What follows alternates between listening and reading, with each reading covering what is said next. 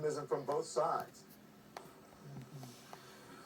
Yeah, there's a potential of a roadmap forward, but I think there's a lot of caution being applied here because Russia's position is they have proven themselves to be untrustworthy in the past.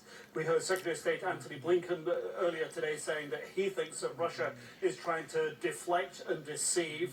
US officials are saying rather than withdrawing Russian forces from around Kiev, they're really just redeploying. Nick, unfortunately, I've got to cut you off. We've got to get to the Pentagon. There's a press conference happening there. Sorry, this Nick Roberts in Brussels, so we get to the Pentagon. So if you just bear with me here.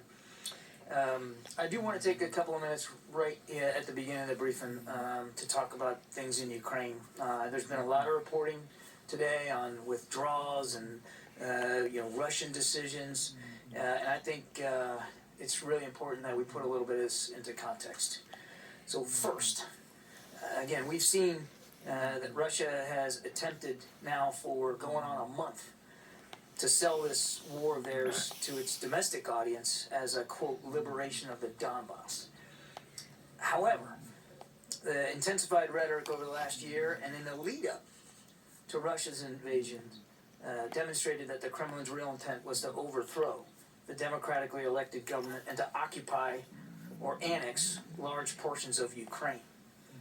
The posture of Russian forces around Kyiv, along much of the Black and the Azov Sea coasts, and in central and northeastern Ukraine indicates the geographic scale of this ambition. They've been attacking Ukraine, as we have been talking about now for several weeks, on multiple lines of axis. Russia's intent was to replace Ukrainian regional and national authorities and create so-called people's republics, as displayed recently in Kherson province. The rapid advance to Kyiv in the initial days of the war showed very clearly for all of us that Kyiv and the capital city was a key objective for the Russians. So we ought not be fooling, and nobody should be fooling ourselves, by the Kremlin's now recent claim that it will suddenly just reduce military attacks near Kyiv, or any reports that it's going to withdraw all its forces. Has there been some movement by some Russian units away from Kyiv in the last day or so? Yeah, we think so. Small numbers. But we believe that this is a repositioning, not a real withdrawal, and that we all should be prepared to watch for a major offensive against other areas of Ukraine. It does not mean that the threat to Kyiv is over. Russia has failed in its objective of capturing Kyiv. It's failed in its objective of subjugating Ukraine. But they can still inflict massive brutality on the country, including on Kyiv. We see that even today in continued airstrikes against the capital city.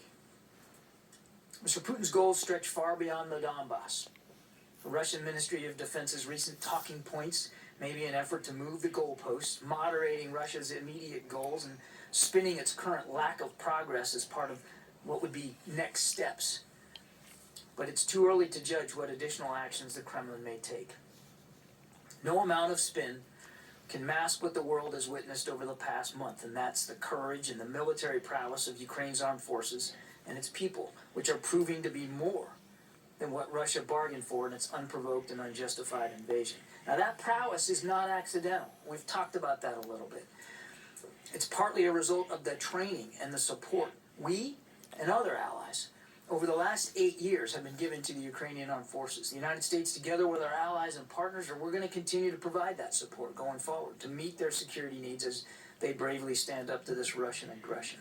I thought it was really important to kind of set the level straight there on that, because I've seen, again, lots of reporting here on these so-called withdrawals. Now, in other news, Balakatan 22 started this week.